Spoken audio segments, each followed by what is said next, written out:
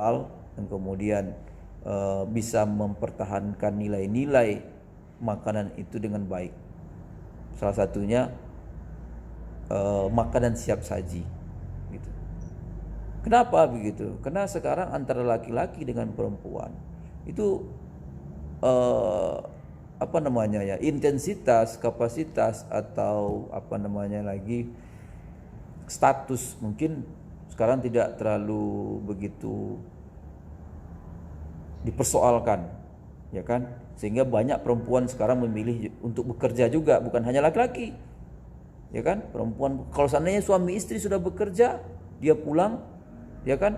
Dia tidak sempat masak, maka pilihannya pertama dia belanja keluar, yang kedua dia beli makanan frozen yang bisa dipanaskan atau langsung bisa dimakan begitu. Nah, itu pilihannya. Di Pekanbaru sangat-sangat banyak ini sekarang. Seperti ada dia buat ayam lado hijau. Ayam lado hijau dia masak, kemudian dia packing bagus-bagus, dia masukkan ke dalam freezer. Itu tahannya sampai 1 bulan kalau di freezer. Nanti kalau seandainya orang mau beli satu paket itu misalkan 50.000 atau 60.000, ya kan, atau dengan angka yang berapa, sampai dia pulang ke rumah dia bisa panaskan sebentar dan itu bisa disajikan, langsung bisa dimakan tanpa harus meracik lagi bawang, cabai, ini butuh waktu, sehingga harus nyuci piring lagi, harus ini lagi begitu. Yang ketiga adalah kedai harian online. Nah, ini yang saya sebutkan tadi, yang jual cabai, jual ketumbar, jual macam-macam kebutuhan dapur. Kenapa gitu? Karena ibu-ibu sekarang sudah canggih, Pak Wi. Ya, adik-adik mahasiswa sekarang, apalagi mahasiswi, kalau disuruh orang tuanya pergi ke pasar, pergi ke pajak, pasti enggan tuh, memilih mungkin ya udah kalau bisa ojek aja deh gitu. Nah, ini dimanfaatkan oleh beberapa sumber begitu, orang yang menjual jasa itu, ya kan, jasa itu dia buka PO, besok ada ini, ada ikan bawal, ada ikan tenggiri, ada ikan ini, ada ikan ini. Padahal ikan itu tidak ada di tempatnya, ada di pasar gitu. Ada cabai sekilo 25.000 misalkan, bawang sekilo sekian. Orang tinggal chat, ya kan, aku mau ini. Besok subuh dia pergi belanja, seorang diutusnya pergi belanja sesuai dengan pesanan. Kemudian setelah pesanannya ada, dia antar itu ke rumah gitu. Ongkos kirim ditanggung oleh pembeli di luar dari harga barang yang dia beli itu tadi. Jadi 2 kali keuntungannya gitu. 2 kali keuntungan dia peroleh. Cobalah seandainya kita aja kalau mau masuk pasar di Indonesia ini, itu kotornya minta ampun, baunya nauzubillah. Nah, pilihannya siapa yang mau masuk ke sana gitu. Nah, ada orang-orang yang memanfaatkan media sosial ini, kesempatan ini untuk memanfaatkan, ya kan, untuk dijadikan penghasilan bagi dia, dan itu nilainya sangat fantastis, ya. Kemudian yang kelima, jasa pengantaran ojol. Bukan hanya Gojek, Grab dan apa, sekarang banyak nih udah bermunculan ya jasa-jasa pengantaran. Nah, kemarin juga saya beberapa hari yang lalu saya sempat ke Sumbar pasca dibukanya PSBB. Ternyata Sumbar, ketika saya masuk ke daerah Payakumbuh, mereka sekarang lagi beternak lele bioflok atau organik. Jadi tidak perlu lahan. Mahasiswa kalau ingin beternak lele nggak perlu lahan sebanyak sekian hektar, sekian ini harus digali lagi, dibuat kolam lagi, nggak perlu. Cukup ember kecil saja, kemudian dimasukkan ikan lele, ya. Kemudian ada botol apa itu, minuman yang gelas itu, kemudian diisi nanti air, diletakkan nanti ada bibit kangkung, nanti di bawahnya ikan lele. Kemudian, nah di bawah itu di dalam ember itulah ikan lele itu nanti, ya kan, eh, hidup. Kemudian di ini, ya kan, dan kangkungnya juga bisa menghasilkan. Gitu. Ini. Jadi artinya begini, saya setiap pergi saya melakukan pemetaan. Pergi suatu daerah saya melakukan pemetaan. Kira-kira ini peluangnya apa, ini apa. Ya, sampai yang terakhir itu adalah industri kreatif dan media sosial. Ya kan, industri kreatif. Nah, seperti Febrianda dan teman-teman yang lain, ya kan, yang benar-benar dia menjiwai, ya kan, media sosial ini dengan baik, dia bisa memanfaatkan itu gitu untuk dijadikan komoditi industri kreatif. Apakah membuat film pendek begitu, apakah ingin membuat iklan, ya kan, iklan suatu daerah, memperkenalkan sebuah daerah gitu dengan konten-konten kreatornya, ya silahkan begitu. Nah, ini adalah bentuk-bentuk usaha yang update saya pikir di tahun 2020 ini. Berikutnya Pak, silakan.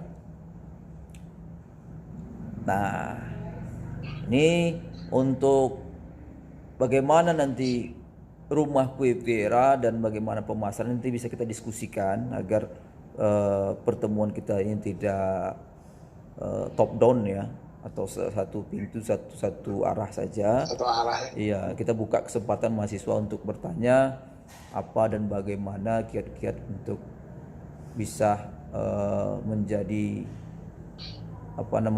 pedagang ya, pedagang dulu, atau nanti bisa kita yang bagi sudah punya usaha sudah mulai berdagang, bagaimana bisa menjadi pebisnis, nanti kita bisa sharing pendapat tentang apa yang pengalaman apa yang saya temui selama 2013 sampai dengan 2020 ini sebagai seorang pengajar sekaligus sebagai seorang pebisnis. Nah, itu saja Pak Bingi. Silakan diberikan kesempatan buat mahasiswa. Oke, baik, terima kasih pemaparannya Pak Ahmad. Dan untuk adik-adik mahasiswa, kami persilakan waktunya untuk bertanya. Bagi Pak Rahmat, sedikit saya ulas bahwa salah satu tugas yang saya berikan kepada adik-adik mahasiswa ini adalah membuat suatu proposal project, dan mereka ditantang untuk berpikir gitu ya, seperti yang sudah Bapak sampaikan tadi, berinovasi dan sebagainya, membuat sebuah bisnis usaha yang kemudian kedepannya tentu harapan kita adalah mampu melahirkan para entrepreneur muda sesuai dengan sesuai yang ada visi dari universitas, bahwa menjadikan universitas yang memang melahirkan para teknopreneur atau entrepreneur muda begitu. Jadi itu yang ingin saya sampaikan. Kenapa saya sharing ke Bapak hari ini adalah mudah-mudahan kehadiran Bapak hari ini bisa menginspirasi adik-adik mahasiswa untuk bisa menjadi seorang entrepreneur, seorang pebisnis handal di usia muda, apalagi mereka ini tergolong masih sangat muda, usia masih 20, 18 dan sebagainya. Karena mereka ini baru semester 2, Pak. Ada yang umurnya 18, 19, 20 dan sebagainya. Jadi sangat-sangat mudah sekali, kesempatannya itu untuk panjang sekali untuk menuju sukses gitu. Nah, baik, kita langsung saja mengingat waktu kita, Pak Rahmat juga punya kesibukan lainnya. Oke. Kami persilakan untuk adik-adik untuk bertanya langsung kepada Pak Ahmad.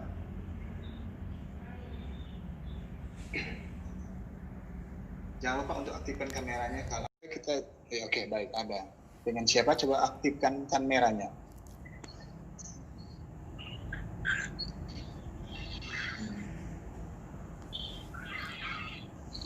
Halo, dengan siapa? Pertanyaan saya Agustina juga, Pak. Oke, baik, silakan Agustina langsung. Pertanyaan saya, bagaimana sih Bapak mendefinisikan kesuksesan Bapak sendiri untuk saat ini? Baik, ya. Itu saja pertanyaannya Agustina. Ya Pak, itu saja Pak. Oke, ya saya bantu jawab. Sukses itu bagi saya adalah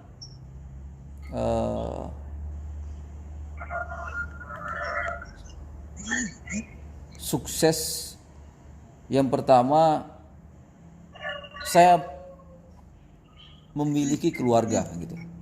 Nah, kalau saya sudah berkeluarga, secara pribadi saya menganggap itu adalah bagian dari kesuksesan. Yang kedua, mendapatkan cinta sejati. Ya, Agustina belum nikah ya?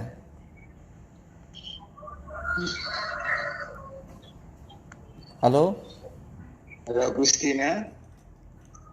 Ini pada masih muda semua ini Pak, yang Masih di kelas muda. kita ini baru semester 2. Baik. Nanti kalau Kemudian kamu masih 18, kalau 20. kamu sudah menikah, kamu akan menemukan cinta sejati kamu. Kalau kamu masih pacaran, kamu belum menemukan cinta sejati kamu, berarti kamu belum sukses sekarang. Ketika kamu menikah nanti, kamu akan menemukan cinta sejati kamu. Itulah sukses itu. Ya. Yang ketiga itu adalah aman secara finansial. Ya. Sekarang apa yang tidak bayar, Agustina? Mau kemana-mana kita bayar. Mau ngapain kita harus bayar. Ke toilet aja kita buang air kita bayar. Buang angin saja yang kita nggak bayar. Artinya apa? Kita harus amankan diri kita secara finansial, ya kan? Maka oleh karena itu saya sarankan kita harus bekerja. Yang keempat ada sehat dan tetap sehat. Apalagi di zaman Covid ini. Jadi kalau kamu ingin sukses itu, kamu harus sehat dan bisa mempertahankan kesehatan kamu. Maka kamu bisa dikatakan manusia yang sukses mempertahankan suksesan itu. Nah, yang berikutnya menikah. Ya kan? Menikah. Kalau kamu sudah menikah, maka kamu akan sukses. Kemudian yang keenam, membeli rumah sendiri. Kalau sekarang masih ngontrak atau tinggal sama orang tua, berarti kamu belum sukses. Nah, dan saya sampai sekarang, saya bersyukur saya bisa diberikan tempat tinggal rumah saya sendiri, ya kan? Kemudian dengan beberapa properti yang saya miliki, beberapa ruko, aset-aset usaha saya, ya kan, yang ada di Pekanbaru, saya beli dengan uang saya sendiri. Kemudian sukses itu menurut saya bisa hidup kalau boleh kita minta kepada Tuhan, ya Agustina, kita diberikan umur yang panjang. Gunanya apa? Agar kita bisa membantu orang lain. Coba hari ini, misalkan hari ini kita diambil nyawa kita, tidak bisa berbuat apa-apa. Hanya sebatas itulah kesuksesan kita. Ketika kita diberi umur panjang, usia yang lanjut, kita berguna buat orang lain, ya kan, dan orang lain itu mendapatkan keuntungan dari apa yang kita bantu, ya kan, maka kita dianggap sebagai insan yang sukses. Ya, kemudian mendapatkan pendidikan. Kalian bersyukur hari ini di zaman Covid ini, walaupun kalian tidak bisa bertemu dengan Bapak Muhammad Syafi'i, kalian juga bisa melakukan pendidikan walaupun melalui video call, melalui kegiatan-kegiatan online gitu. Dan ada orang sampai sekarang takut untuk kuliah. Ngapain kuliah? Zaman Covid ini nggak jelas juga, kata dia. Nanti mereka belum sukses. Yang kesembilan adalah memiliki karir, ya, memiliki pekerjaan yang tetap, ya, tetap. Kemudian yang terakhir itu mendapatkan pekerjaan yang kamu inginkan. Ya, Agustina itu cita-citanya mau jadi apa? Halo Agustina.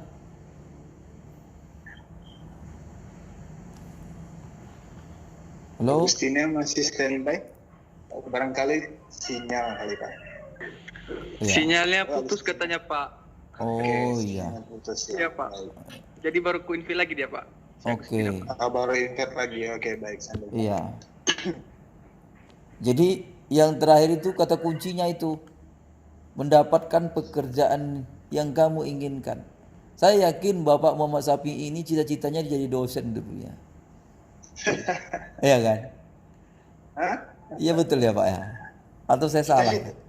Kita semua punya, kayaknya jarang lah orang yang punya cita-cita jadi dosen. Nggak ada ya? Bapak sendiri jadi cita-citanya jadi dosen atau enggak? Kalau saya memang dari saya usia 20-an saya memang sudah menobatkan saya ingin menjadi seorang guru atau dosen. Jadi karakter yang saya bangun di dalam diri saya adalah karakter sebagai seorang pendidik yang tegas, kemudian yang dapat memberikan bantuan kepada orang lain dengan apa yang saya upayakan pada saat itu sampai sekarang. Sehingga kalau saya harus menjadi guru, catatannya saya harus sarjana dulu, kan begitu ya Bapak Muhammad Sapi ya. Kemudian kalau saya harus jadi dosen, saya harus ngambil S2 dulu. Gitu. Nah, itu salah satu syaratnya. Jadi di tahun 2000 berapa tuh? Masuk ke UIN ya. Persis, kalau sebenarnya 2006 itu saya sudah jadi dosen saya di Solok Selatan. Oke. 2006 saya sudah jadi dosen di Solok Selatan di Sumatera Barat. Waktu itu kan belum ada undang-undang dosen itu harus S2 kan, gitu kan. Masih boleh S1 ya. Ya begitu. Kemudian di tahun 2011 disitulah pengangkatan saya sebagai PNS dosen di UIN Suska. Nah, disitulah doa saya dikabulkan oleh Tuhan, dan sampai saat ini saya sangat bersyukur sekali saya diberikan kesempatan juga untuk mengembangkan dalam bentuk kemampuan saya yang lain begitu, menggali kemampuan saya yang lain selain tujuan saya ingin menjadi seorang dosen. Nah begitu, mungkin Agustina mendengar atau yang lain ya bisa disampaikan kepada Agustina. Itulah sukses yang saya pahami ya. Oke, silakan Bapak Muhammad Sapi. Ya, Bapak masih ada waktu? Masih, silakan. Oke, baik, kita cukup sampai jam 11 nanti Pak ya, biar lebih fix ya. 10 menit lagi barangkali satu pertanyaan lagi. Barangkali. Oke, baik, sampai jam 11 satu penanya lagi atau dua penanya lagi barangkali yang ingin Pak, boleh nanya lagi? berdiskusi langsung. Oh, boleh, silakan. Saya mau Enti nanya ya. lagi. Iya Pak. Oke, tadi masih kurang ini ya. Baik, silakan Enti. Mumpung Deo masih ada. Kan tadi soal pembeda rasa kan Pak. Nah biasanya kan pembeli itu untuk pertama kali itu nggak tahu soal rasa kan Pak. Habisnya misalnya kalau ada kompetitor sama rumah kue Vera nih, ada kompetitor yang baru ingin membeli suatu produk, tapi kompetitor itu yang tadi Bapak bilang menetapkan harga produknya itu dengan harga 30, sedangkan kue Vera itu 40.000 ya kan Pak? Iya. Nah, bagaimana cara pembeli itu biar bisa tetap memilih produk kita gitu Pak, walaupun belum pernah membelinya, gitu Pak? Oke. Nah, kesempatan itu bisa kita ambil. Ini tadi si Venki ya? Iya Pak. Kesempatan itu bisa kita sampaikan, kita edukasi ya. Itu edukasi pembeli itu penting, ya kan? Nah, misalkan ketika ada seorang yang masuk ke toko kita, kita selalu edukasi mereka. Edukasi, kita berikan penjelasan tentang produk yang kita buat itu, ya kan? Salah satu contohnya, Bu, Ibu mau cari apa begitu? Ya, selamat siang Bu, selamat pagi Bu, misalkan seperti itu. Maaf Bu, kalau boleh tahu mau cari apa? Nanti dia akan, saya mau cari kue ini. Oh ada, sebentar, gitu, ya kan? Nah, jadi kita bawa produknya. Nah, ini dari produk rumah kue viral Bu, yang terbaru, ya kan? Loh, kok bukan ini maksud saya gitu? Loh, Ibu belum pernah coba. Ya kan, ini. Nah, contoh begini, apa yang membedakan cake pisang Batam ya, yang terkenal dengan cake pisangnya dengan produk rumah kue Pira? Itu yang selalu kami coba sampaikan, ya kan? Yang membedakan cake pisang Viera dengan yang ada di Batam, memang sama-sama cake, sama-sama terbuat dari pisang. Tapi pisang yang kita pakai adalah lebih dominan dibanding dengan tepungnya. Perbandingannya itu 30 banding ya kan 70 begitu. Mungkin ya di tempat lain mereka hanya mampu menggunakan bahan baku pisang itu 30%, tapi di rumah kue Pira ya kan mampu mencampurkan bahan baku itu 70%, lebih dominan pisangnya sehingga pisangnya lebih berasa gitu. Nah, ini kita edukasi begitu pada pembeli. Sehingga pembeli kan penasaran tuh. Ah, masa sih katanya? Memang kalian pakai pisang apa? Ya kan gitu kan? Nah, itu sampaikan. Kita pakai pisang barangan, Bu. Pisang barangan kita ini bukan pisang yang busuk, Bu. Pisang yang betul-betul masak. Gitu. Bukan kan ada yang pisang yang udah busuk dijadikan kue ya kan? Kita tidak. Pisang yang benar-benar pisang kemudian kita tunggu dia masak, setelah masak baru kita olah. Atau ada kriteria pisang yang tidak bisa diolah, ada pisang yang sudah layak untuk diolah, dan ini ya, proses pemfilteran itu yang paling penting gitu. Ya kan? Sehingga hasilnya juga memang total. Salah satu contoh lagi. Apa yang membedakan talam durian kita dengan talam durian lain? Kita pakai talam durian premium. Harga talam durian yang kita beli itu per kilo itu, Peggy, itu 1 kilonya isinya saja itu mencapai 100.000 per kilo. 100.000 isinya saja, dibungkus itu dalam plastik, itu di frozen itu, dan itu kita datangkan dari Medan. Siapa sih yang tidak kenal durian Medan? Rasanya bagaimana, aromanya bagaimana, sehingga mohon maaf kita tidak pakai produk lokal seperti durian Kampar, rasanya kurang aromanya kurang ada begitu kan, kemudian kadang dirasa, kadang dia tidak sesuai dengan ekspektasi kami, sehingga kita tidak pakai durian lokal. Nah, mempertahankan bahan baku, kemudian mencari bahan baku yang lebih premium dengan harga yang lebih terjangkau, itu lebih penting bagi kami. Menjaga kualitas itu lebih penting. Nah, itu kita sampaikan kepada customer, pada pembeli kita sampaikan. Nah, gitu Benki. Mereka jadi paham. Oh iya ya, kita kasih tester, kita potongin tuh kuenya. Ini Bu, silakan Ibu coba. Dia coba seperti apa yang kita sampaikan tadi. Oh iya, ini duriannya lebih manis ya, kata dia. Sesuai. Jangan kita bilang kue kita enak, ternyata kita pakai bahan yang tidak enak, yang tidak premium, tidak bagus. Jadi, oh ini bohong dia ini katanya. Nanti hari itu aja datang, besok nggak datang lagi dia. Jadi penilaiannya bagaimana? Ketika misalkan saya atau karyawan saya memang sudah saya latih itu, hari ini datang, misalkan Pengki datang hari ini, besok atau beberapa hari berikutnya datang, berarti Pengki sudah menjadi customer tetap kami. Saya yakin Pengki sudah mulai jatuh cinta dengan produk kami. Dan karyawan kami harus mengenali Pengki. Jadi minimal datang nanti yang ketiga keempat, halo Kak, gimana Kak? Nah itu, jadi saling ditegur sapa itu penting. Jadi ada nilai-nilai kepercayaan, wah ramah ya karyawan rumah kue Pira gitu. Padahal baru 3 kali nih kemari, tapi kok rasanya kenal lama gitu, rasa keluarga gitu. Yang itu kita bangun gitu. Mohon maaf, kadang ada di beberapa toko, kadang kita masuk aja kita karyawannya sewot, kadang atau pakai baju daster, kadang dicuekin beli tuh. Dia, cari apa Bu? Nggak ada, ditanyain gitu. Kadang didiamin aja, muter-muter, ibu tuh mau dicari pun bingung dia menanya mungkin segan kan, di baju daster gitu. Tapi karyawan ditengokinnya aja, harusnya itu dihampiri gitu.